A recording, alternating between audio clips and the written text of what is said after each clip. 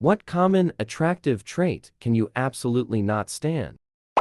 According to psychology, humans find averrogenous the most attractive. Scientists have noticed that generally people will rate a composite image that averages the facial features of a list of faces as more attractive than any singular face. For example, if you have photos of 15 people and have a computer create a new face from the averages of all the photos, that new face will be voted as the most attractive out of any of the faces.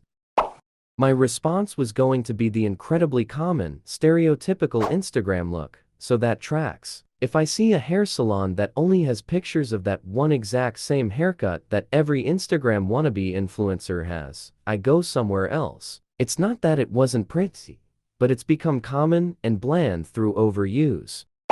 Also, going by comments, any amount of lip filler is too much. I agree with this one. I guess it's possible we've all seen lip filler and not know it, which explains all plastic surgery. It looks bad when you can tell it's been done. Otherwise, it probably looks good. That's the issue with plastic surgery. It's a thin line between slightly more attractive and gross. It's a lot like the uncanny valley in that way. From the comments, I think that anything that is unattractive is unattractive. Replace overdone with underdone, boringly done, oddly done, unpleasantly done, excessively done, sufficiently done, too frequently done, too rarely done, too moderately done, too moderately done. No information is passed. Just be attractive and done things attractively done. A bad thing is bad. And it's bad that the thing is bad. Do you get it now? Shows that people can't read. A trait isn't something that can be overdone. It's a physical, natural part of you. So how is a trait being overdone? Are my cheekbone traits overdone? Because I can't control that. Makeup can be overdone. That is not a trait. Clothing can be overdone. That is not a trait. I hate Reddit so much. It's a popularity show, not a factually correct show. Brand clothing, accessories, etc., it's not a turn-off, but it certainly doesn't impress me to any extent more than a high street bargain. If you brag about your 300 pounds jacket though, I'm out and closed for business. Are you sure it does not impress you? Because you seem to notice it, while you won't notice unimpressive clothes. I can't possibly know who you are from one comment, but I just do not believe that statement is possible. If you have a huge brand name across your shirt, it has to leave some impression. To me, it leaves an impression of a walking ad board. I could never feel comfortable wearing something like that. And due to that, the people who do wear it leave a negative impression to me. A person with no branding, but well put together clothing is what leaves a good impression to me. Somebody I went to high school with exclusively buys Gucci and Louis Vuitton and posts it on social media for everyone to see. I'm simultaneously repulsed and impressed he has that much money to treat that like it's a normal set of purchases. He seems to regularly upgrade this wardrobe too. Like, I can't imagine having that much money. He's either in horrible debt, or his parents are rich, and he's very well off. Removed grammatical redundancies? I'm generally avoiding girls that give too much money for their clothes. It generally means they are superficial and like to spend a lot, in addition to having messed up priorities. I like to say jokingly that the only person I will ever cheat on my wife with is if I meet a woman that knows about index funds and has a diversified investment portfolio. If she puts her money in S&P 500 before putting them into her nails and shoes, I'm falling for her. My fiancée is never bothered because she knows as well as I do that I'm talking about a mythical creature. It's such a waste of money considering they're not very well made. Not talking about unique couture pieces here, by the way, and theirs is usually nothing ethical about them either. I wish more people would realize the power of dressmakers, tailors, and custom clothing. If you have that kind of money to throw around, get something actually unique that's made to your measurements. The material ethics can still be questionable, but at least you know the person making the garment isn't being exploited. This is my answer too. I see no difference between someone wearing a plain cotton t-shirt and jeans, store-bought Converse things, and someone wearing brands, jewelry. It goes for cars, even games, consoles, and electronics. I just do not understand how a symbol elevates the function of what is underneath, I suppose. I think people who are the opposite extreme of me are, worried to Kanye West. At what point do you look at Kanye West in the face and say, that's my future husband right there? People who are too adventurous. Their dating profile is only pictures of skydiving and mountain climbing. They've been to 60 countries. They run marathons. I simply can't keep up with that. I'm turned off by the idea of waking up at 6 a.m. and putting on a scuba suit. Dating apps really make it seem like there's no middle ground between the try-hard adventure people and reclusive TV, movie, game couch sloths. I always got turned off by dating profiles where it looks like the person travels constantly. Can't stand traveling. I do it a couple times a year for work, once a year for a 1-2 week vacation. That's enough. Would hate constantly flying or being in a foreign place for months. Also, there's often this sense of superiority, like they think, because they've been to 60 countries, that they're better than you, which is another turn off. I think most of them are full of, they grind all year and act like a Karen at work. Then they go to Europe and look stupid in front of foreigners for 2 weeks, then come home feeling like they won an Olympic gold medal, even though they never left the resort or did anything cultural. No, they base jump off some rock that is no longer worshipped as a god, because why would a god let stupid white man jump off his face? They then come home to shove it in the faces of everyone who secretly hates them already. After they go on to spend the whole year wishing they could go back to their first world paradise behind a first world wall in whatever third world country they go to. Very muscular men. It's hot when they look fit and healthy, but after a certain point it looks ridiculous and unnatural. I don't know about bodybuilding, but I think it's not just about looking good, but also about pushing your limits and seeing how big you can get or whatever. A friend of mine was jacked when he was younger. He said he was obsessed with being able to lift extreme amounts of weight and be as strong as possible. Not sure if it classifies as bodybuilding though. It looks ridiculous and unnatural because it is unnatural. This is including your favorite physiques from Hollywood like Chris Hemsworth, The Rock, Chris Evans, etc. Though some of the Hollywood physiques are attainable naturally, but it's not attainable in 6-9 months of hard training and the classic chicken broccoli rice diet that they claim. Try more like 5 to 10 years of consistent training and proper dieting. Long nails. Not like slightly long, no, the impractically long nails. That, and lip filler, they gross me out. Like Goosebump grosses me out when I see them. Pretty much nothing, bodily fluids, dead bodies, spiders, whatever, I'm fine with, but those booger hooks are just disgusting. I went to the McD's drive-thru and the girl handed me my order and had them, which, doesn't that defeat the purpose of the "don't have to work" message they send? Pulled forward and threw the bag away. Lost my appetite. One time my classmate was complaining about how long it has been since she last had her eyelash extensions done. I tried to reassure her that I couldn't tell, and that her lashes looked extra long and natural still. This bish got mad at me for telling her her lashes looked natural. She was like, natural? I don't want them to look natural. How could you seriously say that right now? Like, who TF are those spider lashes for? I didn't realize there was a market for this kind of look. Since you're asking for an honest answer, I get them done. And people don't know they're fake because they're short. But if other gals want them long, I don't judge them. It takes a lot of time to put on eye makeup before work, but with extensions all I have to do is shade in my eyebrows a bit, and go. I get 15 more minutes of sleep every morning. And if I go to the gym after work, I don't have to worry about them running like mascara or eyeliner might. Plus, getting them applied is really relaxing, and is kind of the only time I get to myself to just sort of zone out and let someone else take care of me. I really look forward to it.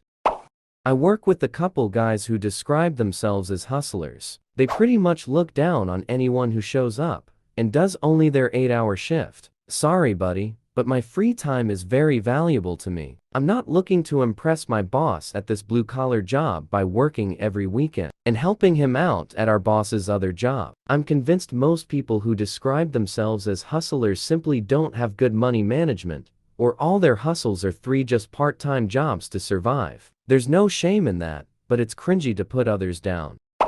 Good call. It just sounds miserable like a grind. And the prize at the end of the tunnel is nothing meaningful, just wealth. And I know wealth buys you freedom and the ability to have security. But usually, if it's hustle cultures, it's about luxury more so than anything like. So I can spend more on my environmental efforts, or so I can better support the boys and girls club in my city. And usually, people into grind culture also shortchange their relationships in deference to the grind.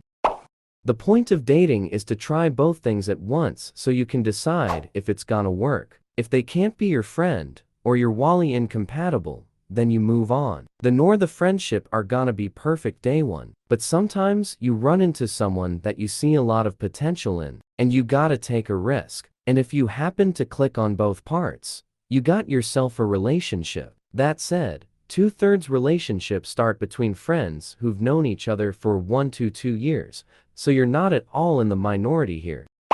That's not how guys work. You may have seen pictures of some guys being friends for 20 years and not knowing basic facts about each other, or guys chilling out the whole day, evening, and not remembering each other's names. Guys can tell a story from their past if they suddenly thought of it and it fits current topic of a discussion, but rarely telling something just to tell something. So, such details, stories don't matter to us and not valued. It's all about current experience right now, and nothing else matters.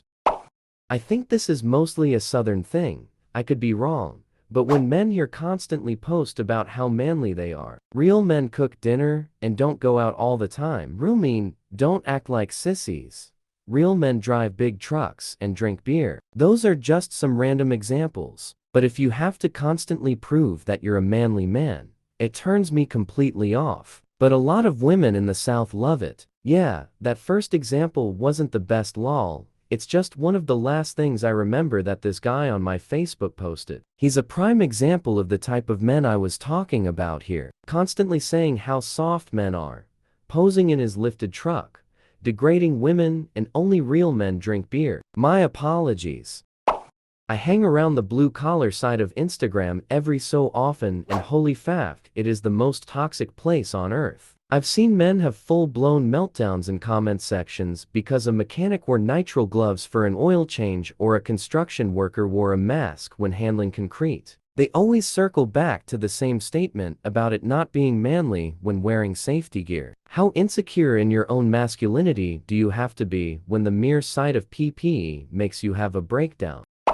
The big truck thing pisses me off more than anything. A level of advertising was so ingrained in you, it became a core part of your identity. Companies that made trucks lobbied for a work truck exemption for big trucks in a law meant to reduce fuel consumption. But middle-sized and small trucks weren't fuel efficient, so companies started dropping them in favor of trucks big enough to qualify for the exemption, and somehow marketed it as being manly in a way that worked. The really annoying thing about this, hardly anyone driving those massive trucks needs them, but even people who would want a smaller truck don't really have the option. And as electric trucks start coming out, they are being compared against their gas counterparts. Think electric F-150 against gas F-150, when a much smaller truck like the old Rangers would be perfect for going electric for most casual truck drivers. One of the strangest examples of that fragile, insecure masculinity I ever saw was a discussion over whether it was unmasculine to wipe one's behind after taking a dump. Most of us were grossed out that there are actual men out there who don't wipe their butts. Maybe it was a joke, I hope so, but one I know isn't, is sitting to pee. I never even knew anyone judge their degree of masculinity by this, because in my life, guys who like to sit to pee have good practical reasons. Being on their feet enough that they want a break, not wanting to risk backspray on their pants or shoes, or why the floor around urinals is always sticky, or sometimes needing to fart while peeing, and it's more than a fart, or it's just gross to fart in others' presence, so better to do it sitting in a stall. Also, taking a pee sitting is a chance to blow your nose on toilet paper. Meanwhile, no TP at a urinal. I am a guy that grew up here, and I hate how it is. And this is dead on. I suspect even my current girlfriend liked that stuff at one point in time, and probably others I had dated had too, but not all of them, still a majority of them. I am glad though that my girlfriend's priorities have at least shifted as she got older, as have mine, but there are some things that never appealed to me, and one of them was all of that fake and toxic projection of masculinity. I am glad that she's been able to see past it all. My last girlfriend is from East Tennessee. All of her prior boyfriends and husband were from somewhere in Appalachia. I was the antithesis of all of them. They were all the stereotypical constantly trying to prove their manliness, perpetually jealous types. I'm the non-jealous, nothing to prove type. She'd never had an orgasm during intercourse in her life. It took me 5 minutes into our first go. Gave her a few hundred more for good measure. I had an epiphany when talking to her once about how strange I was to her. When you're completely confident in yourself and your abilities, you recognize that anyone who doesn't want to keep you loses. So I'm gonna weigh in here, and I apologize because admittedly I am tooting my own horn here. But I have 2 young daughters of the ages where a diaper bag is still required for any outing more than 30 minutes. I do not do these tactical diaper bags for men. No, go the full opposite. I am confident enough in my manhood and my fatherly ability, and plus, the diaper bag is for the kids. Let's be real here, that my bearded and very metal-esque self takes my girls out wearing my usual get-up black shoes, boots, jeans, heavy, death metal band shirt or dark flannel, leather jacket in colder weather combined with the hot pink Disney princess diaper bag. You know how many times another dad has questioned it? Exactly 0. Long story short, confidence is key. If you need a 6-inch lift or to rev your engine at every light, I assume you either have a tiny willy or you're a eunuch, and if that's the case, I'm sorry. When it's something harmless, I agree. But crypto has bankrupted people, and it's worse not to say something. It's like in MLM, if you're succeeding at it, it's almost certainly because you are causing others to lose. How you go about discussing it is a different matter. You should be polite in voicing disagreement. If they're going to lob insults at crypto skeptics first or be pushy about you buying in when you've given a polite note, however, then no need to be nice.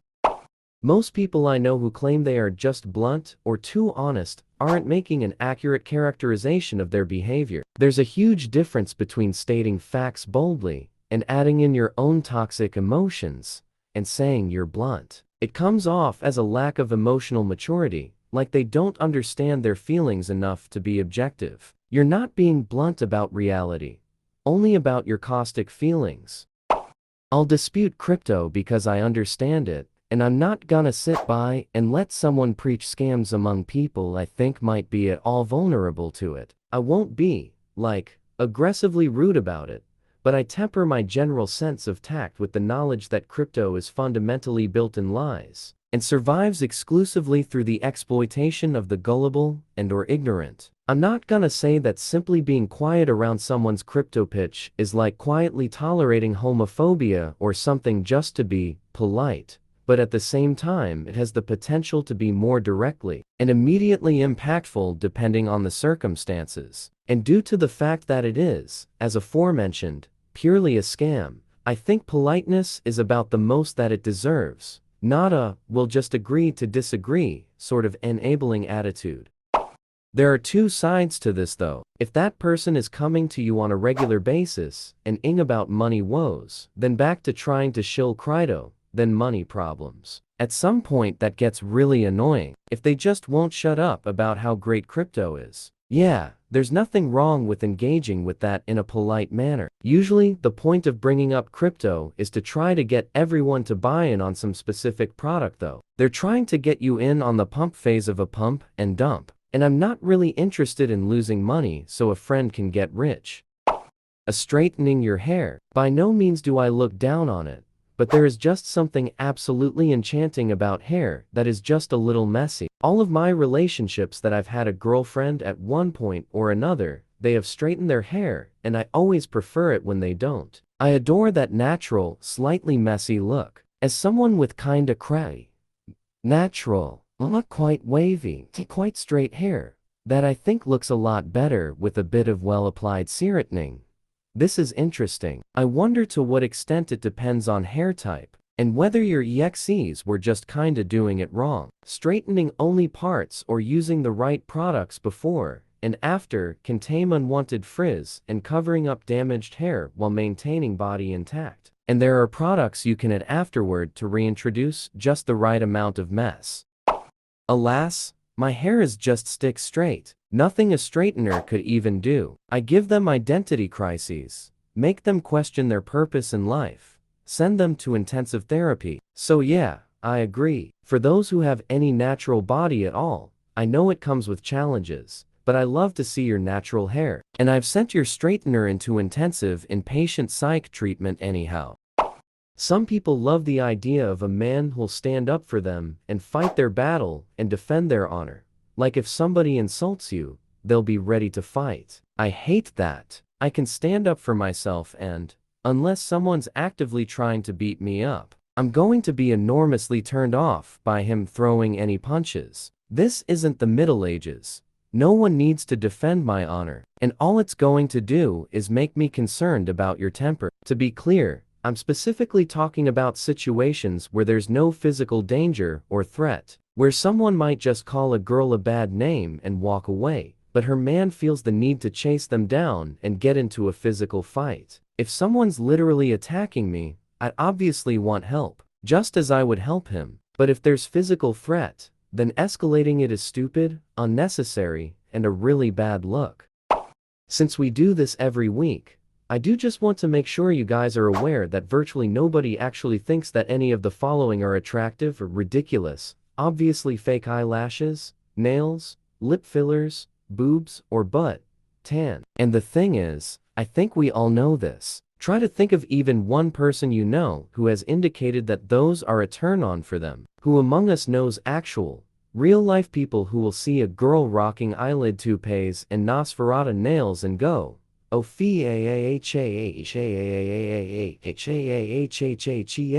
that's hot. I want her claws in my drawers." My dream girl, fingers like Freddy Krueger, lips like she's been catching bees with her mouth, jugs up to her clavicles, dauntingly spherical, and firm enough to crack walnuts. Yet we insist on this farce again and again. A question like this one gets posted once a week, and those 5 things are invariably at the top of the comments. Like fucking Groundhog Day with this. You know, I may be going against the grain here, but I actually find the whole bargain bin BBL. Body dysmorphic Barbie with the proportions of a Fauvist fever dream, a bit off-putting. At the risk of alienating my fellow Escredit commenters, I have to say, prefer the look of natural beauty and cosmetic enhancements that don't seem like they'd impede occupational functioning. Yeah, man, everybody thinks that. It's uncommon to find someone who would consider bad fillers or cartoonishly long extensions attractive traits. Just think about it. If it was common to find unnatural-looking lashes, lips, tits, etc., attractive, wouldn't you expect those to not be reliably the most agreed with answers to the "what is your biggest turn off" post every week? Don't you think that, if there was anything less than a nearly universal preference for natural-looking beauty over an unbalanced, unnatural look, we would see at least or 2 dissenting responses to top answers? I hope next week, I see someone say, even though most people find it off-putting, I think the overdone fake look is really cute. I would be happier than Bill Murray with Punxsutawney Phil on his lap, driving into a quarry.